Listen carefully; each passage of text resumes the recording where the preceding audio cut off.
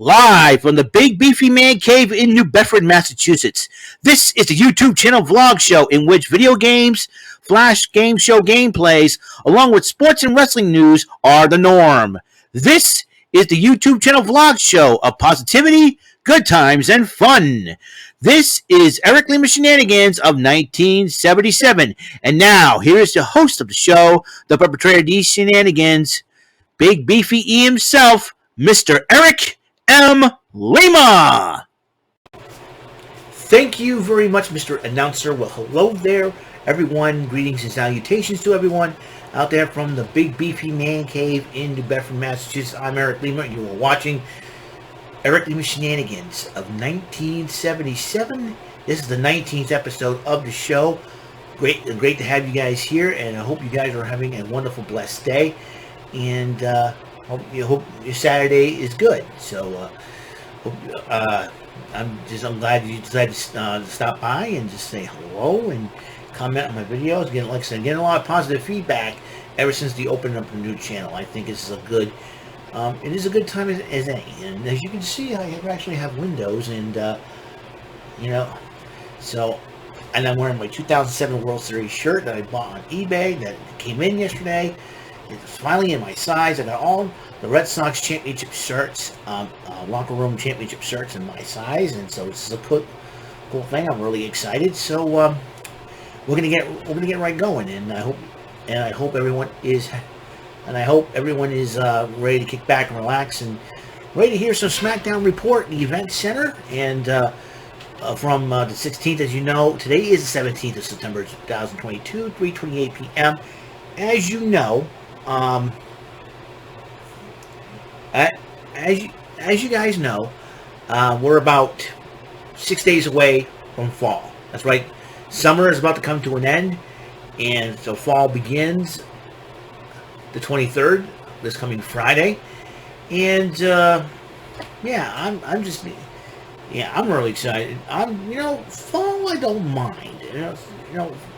If I had like an order of favorite seasons, it would go summer, spring, fall, winter. It would be my least favorite, from most favorite to least favorite.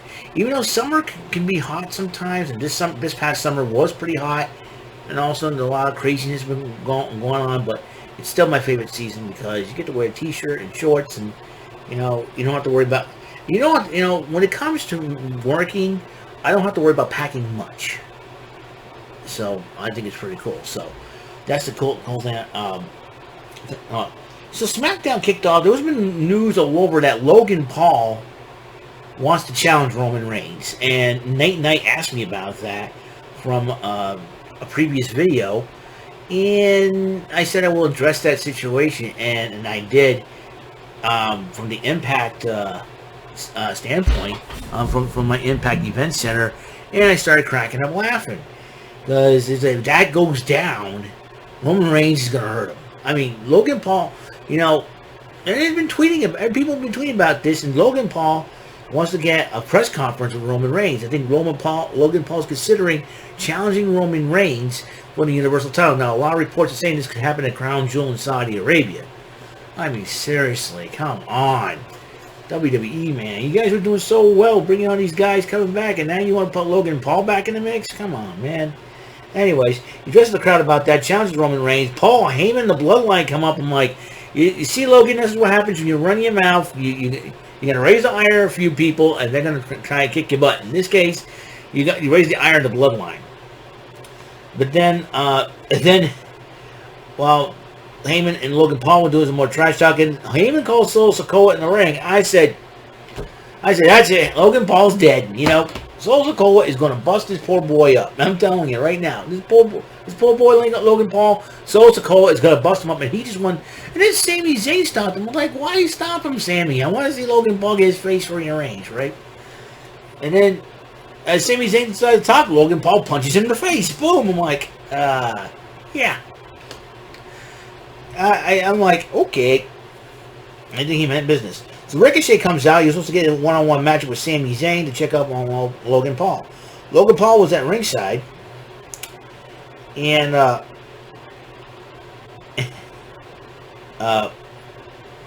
Logan Paul was at ringside in Ricochet's corner, and Ricochet did win the matchup. So with that shooting star press, so it seems like Ricochet stepped up his game.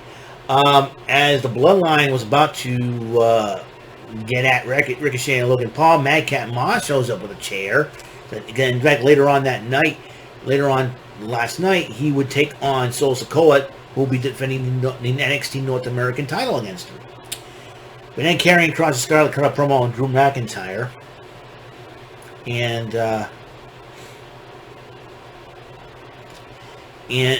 then Max and Maxine Dupree decided to have the Maximum Models Back to School collection. I put Back to Show collection. Come on. It's a Back to School collection with Marseille and Mansoir. But then Braun Strowman came out and made mincemeat of those two poor boys. That's right. Marseille and Mansoir became mincemeat. That's their new name. Mincemeat. Team Mincemeat. Then out for a cat, and then you go, shush, Mr. Shush, and thank you. Mr. Chad Gable appearing, starts talking trash to Braun Strowman, and Otis blindsides him, picks him up, and slam him. And then Strowman gets up. He wants a piece of Otis. Next week, that match is happening. Braun Strowman, Otis. That's a big hoss fight. Let's get it. I want to see that matchup.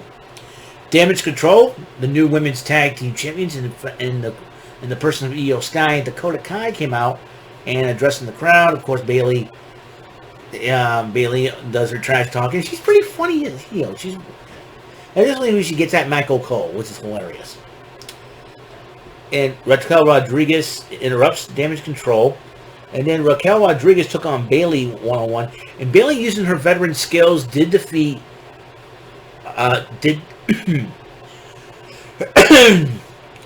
Raquel Rodriguez, but Io Sky and Dakota Kai got involved during a post-match. But it seems like Bayley's mouth has gotten her into trouble with the women's locker room. Shotzi came to aid Raquel Rodriguez. It seems like Shotzi knew what she has to do. And then Caleb Braxton with the interview with Ronda Rousey, but Liv Morgan goes, can I take care of this? And she sits down, talks to Rousey, and Rousey says she wants a match against her at Extreme Rules. Liv Morgan does not know what she's in for, but I'm sure Rousey knows what's up. Something's going on. So, because we haven't heard much from Shayna Baszler as of late. Drew McIntyre interrupts while Corey Graves and Michael Cole were talking. He steps on the announce table, addresses Karrion Kross. Maybe those two guys will go at it at Extreme Rules. Who knows for sure? And then the Usos pep talk stole Sikoa. And then Sikoa, they said, we're going to get out there. But Sikoa said, Sammy, you coming with us? And he looked at Jey Uso, so you're off your game. So Sikoa knows and understands Roman Reigns. Even though, yeah, they are cousins, so it's obvious. North American title, Sikoa versus Madcap Moss. And it was a heck of a matchup, but in the end, Sikoa did retain the title. Then it led to the Fatal 4-Way #1 Contenders match, tag match. And whoever wins that matchup will face will face the Usos. And it seems like, I don't know who was originally. I know the Street Profits were originated in that matchup, but they're out. So it's Hit Row versus New Day versus Imperium versus the Brawling Brutes in the form of Rich Holland and Pete Butch Dunne. And when Imperium came out, the New Day made fun of them. It was hilarious. They were singing the theme song with Gunther, and then they do the dance. Oh my gosh. I was like, I think Imperium's gonna look back at that and then have a problem with the New Day. Imperium, by the way, is Gunther, the Intercontinental Champion, Giovanni Vinci, and Ludwig Kaiser. It looks like this thing. And in the end, though, the Brawling Brutes end up picking up the victory over their three other opponents, and now they are the #1 contenders for the the Undisputed Tag Team titles held by the Usos. Give me a second here, folks. Oh, I love this stuff. Oh, I love doing this. Near, far. All right, let's go to NXT Level Up. NXT Level Up. And, it's like the NXT Superstars tomorrow. The Diamond Mine team of Ivy Nile, Paxley, took on Erica Yan and Sloane Jacobs with Nile Paxley. Did the victory. And Paxley's wearing her mask because she's got her nose busted up, but she'll be all right. Kelly Kincaid, the former Quinn McKay of Ring of Honor, who's now in the WWE, interviewed the newcomers Bronco, Nima, and Lucian Prince. Duke Hudson interrupts them, and Bronco, Nima took on Duke Hudson, and Duke Hudson picked up the Duke. Ha ha ha! That's a good joke right there. So, and Indi Hartwell seems to be rejuvenated by the fact that she saw her beloved husband Dexter Lumis once again, took on Amari Miller, and Indi Hartwell did pick up the victory. So that is it for SmackDown NXT Level Up. I made a mistake. Hold on just a second here, folks. There we go. I like this thing. Okay, that's all the time we have on this show. You know, I can just scooch around the chair all day. On the next video, episode number 20 of the show will be the AEW Rampage event center, and I'm really excited. So, Mr. Announcer, please take us away to conclude this episode. That is all for today's episode. This is Mr. Lima speaking for Eric Lima Shenanigans of 1977.